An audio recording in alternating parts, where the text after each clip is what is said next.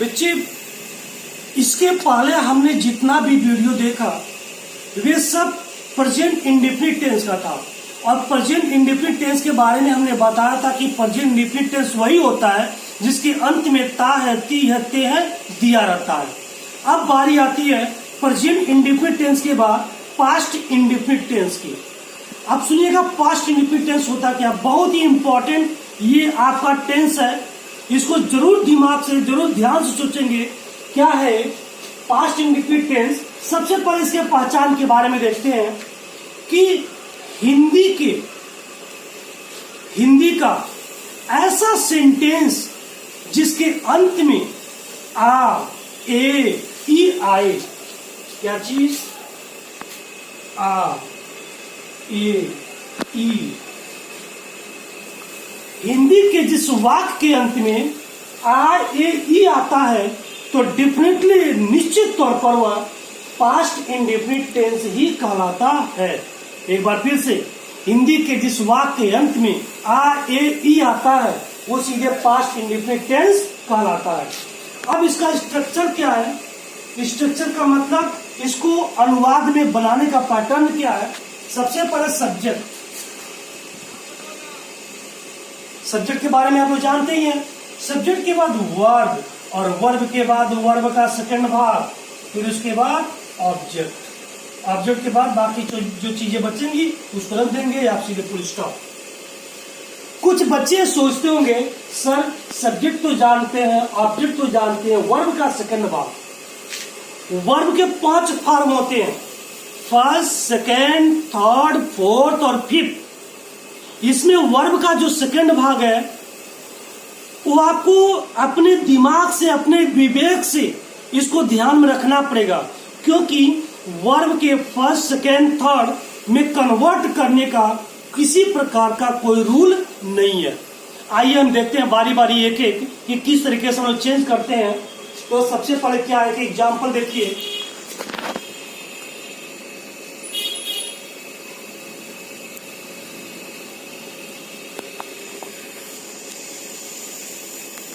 अध्यापक ने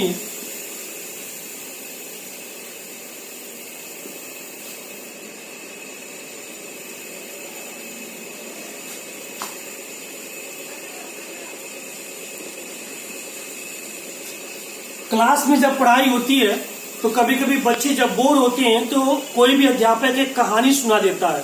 तो ये सेंटेंस क्या है, अध्यापक ने एक मजेदार कहानी कहा। अध्यापक ने एक मजेदार कहानी कहा। अब सेंटेंस में देखिए, सबसे पहले यहाँ पे अंत में क्या है, कहा, और हमने क्या कहा, आ, ए, ई आए। या तो आ, या तो ए, या तो ई। लेकिन यहाँ पे कहेंगे सर आ, ए में से कुछ भी नहीं आया हुआ वाक्य अंत में, तो पास्ट इंडेफिनिट कैसे हुआ। या देखिए, कहा या हो में आ की मात्रा लगी है, हो में आ की मात्रा लगी है, ये सीधे क्या हो गया, पास्ट इंडेफिनिट टेंस। अगर ता है, ती है, ते रहता तब तो प्रेजेंट इंडेफिनिट टेंस। अब यहाँ पे आ की मात्रा है, यानी आ है, तो सीधे पास्ट इंडेफिनिट टेंस। अब इसको जब इंग्लिश में कन्वर्ट करेंगे तो कैसे, सबसे पहले सब्जेक्ट, और सब्जेक्ट क्या है, अध्यापक, द टीचर। टीच मीन्स पढ़ाना, ईयर लगा देंगे तो टीचर, पढ़ाने वाला, यानी कि अध्यापक। अब उसके बाद वर्ब का सेकंड भाग, और कहना कर्जी क्या होती है, टेल, और टेल का जो सेकंड फॉर्म होता है वो होता है टोल्ड। टोल्ड, एक मजेदार कहानी, an interesting story. The teacher told an interesting story. एक सेंटेंस और देखेंगे,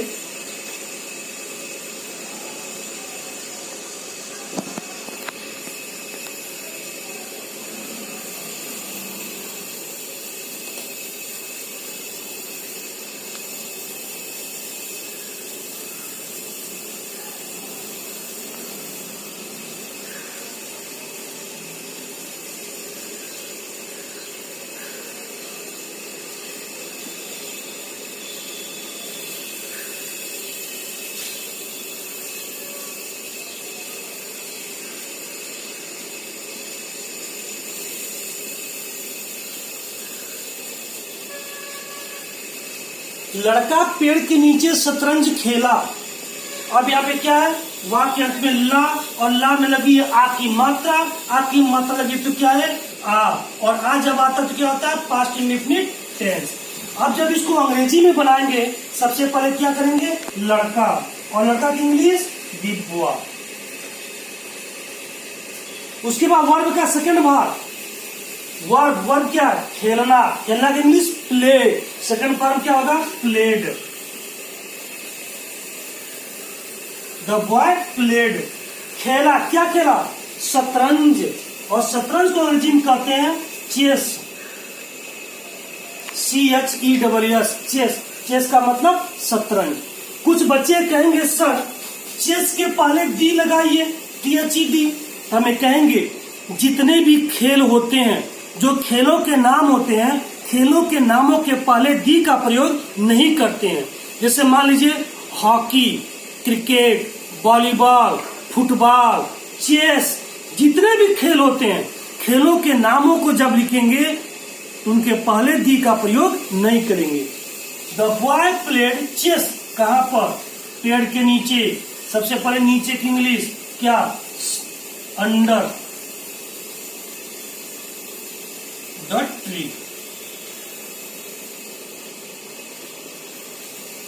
the boy played chess under the tree. ये बहुत ही इंटरेस्टिंग है, बहुत ही मजेदार है। जब आप स्टोरी राइटिंग पढ़ेंगे आगे चलकर, तो स्टोरी राइटिंग में सबसे ज्यादा अगर ट्रांसलेशन किसी टेंस का आता है तो पास्ट टेंस इंडेफिनिट टेंस का ही होता है। इस पे अच्छे से अच्छे तरीके से फोकस करेंगे तभी जाकर के विधिवत आपको समझ में आएगा। अभी हम कुछ और इसमें बताएंगे, तब तक आप इसको नोट करिए। कल बरसात हुई, कल बरसात हुई, यहाँ पे देखते हैं ई जब आता है तो क्या होता है पास्ट इंडेफिनिट टेंस। कल बरसात हुई, इसका जब ट्रांसलेशन बनाएंगे तो एक बहुत ही आपके लेवल का बहुत ही इंपॉर्टेंट और बहुत ही यूनिक टाइप का ट्रांसलेशन है। इस बात को आप लोग समझने की कोशिश करिएगा। जब जब बरसात नामक शब्द आता है, बरसात का होना, तो उस सेंटेंस में किसी प्रकार का कोई सब्जेक्ट नहीं पाया जाता। तो ऐसे में हम क्या करते हैं, अपने पास सब्जेक्ट रखते हैं इट, IT इट। बरसात होने का रेन, सेकंड फॉर्म रेन्ड। और कल की इंग्लिश, कल एक होता है यस्टरडे, एक होता है टुमारो। अभी जो आने वाला है वो होता है टुमारो, और जो बीत चुका होता है वो होता है यस्टरडे। तो हमेशा दिमाग में रखिएगा पास्ट टेंस में कल की अंग्रेजी हमेशा यस्टरडे ही लगती है।